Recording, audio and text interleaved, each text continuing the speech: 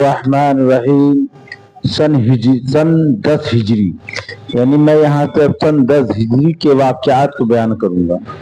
مشرق میں دوبارہ آفتاب کا طلوع، حضور صلی اللہ علیہ وسلم کا حج۔ سوال: سن 10 ہجری میں کتنے غزوے ہوئے اور کتنے دستے روانہ کیے گئے؟ جواب ہے کہ غزوہ کوئی نہیں ہوا، ہاں 2 دستے روانہ ہوئے۔ سوال: حج کا فرض ہوا تھا؟ سب سے بڑا سوال ہے، حج کا فرض ہوا تھا اور حضور صلی اللہ علیہ وسلم نے کب ادا کیا؟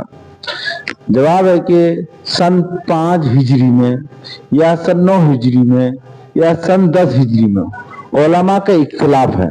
بہرحال حضور صلی اللہ علیہ وسلم نے سن 10 ہجری میں ادا کیا۔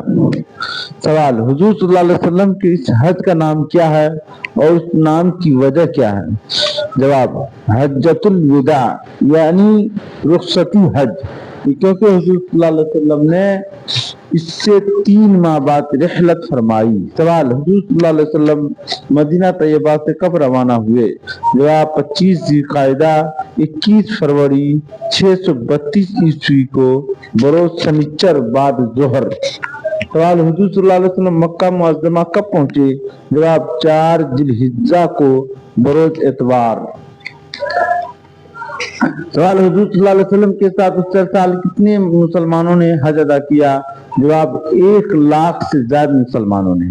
سوال: حضور صلی اللہ علیہ وسلم کے موقع پر، یعنی حضور صلی اللہ علیہ وسلم نے حج کے موقع پر کتنی تقریریں فرمائی اور کہاں کہاں؟ جواب: 3۔ نمبر 1، 9 ذی الحجہ کو عرفہ مقام پر میدان کے بیچ میں، جبکہ آپ صلی اللہ علیہ وسلم اپنی اونٹنی پر سوار تھے جس کا قصوہ نام تھا۔ نمبر 2، 10 ذی الحجہ کو مینا مقام پر۔ نمبر 3، 11 ذی الحجہ کو مینا مقام پر۔ سوال: ان تقریروں کا حاصل کیا تھا؟ جواب: مسائل کو پوری طرح سمجھ لو، ممکن ہے کہ اس سال کے بعد میں اور آپ اکٹھے نہ ہو سکیں۔ نمبر 2، یاد رکھو کہ تمہارے خون، تمہارے مال، تمہاری عزت و آبرو ایک دوسرے پر اسی طرح حرام ہے جیسے آج کے دن کی، اس شہر اور اس مہینے کی حرمت سمجھتے ہو۔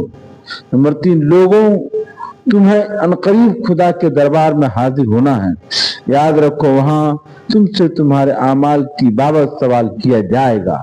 نمبر 4، زمانہ جاہلیت کے تمام طریقے پیروں سے مسل دیے گئے۔ نمبر 5، اس زمانہ کے خونوں کا آئندہ مطالبہ نہ کیا جائے۔ نمبر 6، جتنے سود تھے وہ معاف، آئندہ قطعاً خاتمہ۔ نمبر 7، میرے بعد کافر نہ بن جانا کہ ایک دوسرے کی گردن مارتے پھرو۔ نمبر 8، اللہ کی کتاب اور اللہ کے احکام کے موافق جو تم پر حکومت کرے اس کی پوری اطاعت کرنا۔ نمبر 9، اپنے پروردگار کی عبادت، نماز، روزہ اور جن کو تم اپنا امیر بناؤ ان کی اطاعت کرتے رہو، جنت تمہاری ہے۔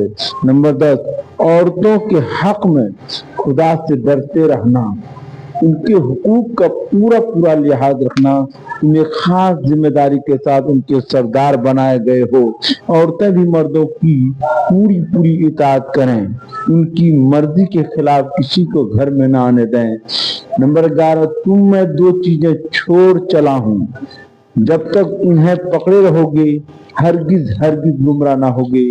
ایک اللہ کی کتاب، دوسرے میرا طریقہ۔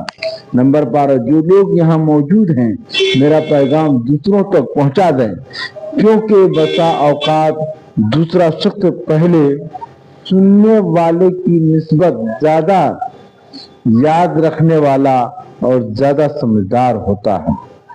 لوگوں قیامت کے روز میری بابت تم سے سوال کیا جائے گا، بتاؤ کیا جواب دو گے؟ سب نے کہا شہادت دیں گے کہ آپ صلی اللہ علیہ وسلم نے اللہ کے احکام ہم تک پہنچا دیے، تبلیغ و رسالت کا حق ادا کر دیا، ہماری بھلائی اچھی طرح سمجھا دی۔ حضور صلی اللہ علیہ وسلم آسمان کی طرف انگلی سے اشارہ کرتے ہوئے، اے اللہ گواہ رہ، خدا یا گواہ رہ، खुदावंद शाहिद रहा। सवाल हुजूर सल्लल्लाहु अलैहि वसल्लम कितने ऊँट कुर्बानी ज़बह किए? जवाब 100। 63 खुद सल्लल्लाहु अलैहि वसल्लम ने अपने दस्त मुबारक से और 37 हजरत अली करमल्लाहु वजहू ने। सवाल वो आयत जिसमें दीन इस्लाम के मुकम्मल होने खुदा की नियामत तमाम होने और दीन इस्लाम से खुदावंद आलम के खुश होने की बशारत दी गई है, वो कब नाजिल हुई? जवाब 9 ज़िलहिज्जा सन 10 हिजरी को अरफा के रोज जुमा के दिन। खुलासा कलाम है कि 25 या 26 ज़िलक़ादा सन 10 हिजरी बरस सल्लल्लाहु अलैहि वसल्लम हज फर्ज अदा करने के लिए मदीना से रवाना हुए। 4 ज़िलहिज्जा को मक्का मजमा पहुंचकर हज अदा किया। 1 लाख से ज्यादा मुसलमान शरीक थे। 9, 10, 11 को हुजूर सल्लल्लाहु अलैहि वसल्लम ने तकरीर फरमाई, जिनके जुमले गोया के पूजे थे, जिनमें उलूम मारिफ दुनिया की दीनी भलाइयों के समुंदर भर दिए गए थे। कुर्बानी में 100 ऊँट ज़बह किए और इसी मौका पर 9 तारीख को आयत नाजिल हुई जिसमें दीन इस्लाम के मुकम्मल होने, मुसलमानों पर नियामत खुदाबंदी के पूरे होने और दीन इस्लाम से अल्लाह की रजामंदी की बशारत है। यानी सन 10 हिजरी के बड़े बड़े वाक़ियात ये थे कि हुजूर पाक सल्लल्लाहु अलैहि वसल्लम ने सन 10 हिजरी में हज अदा किया। जज़ाकल्लाहु खैर।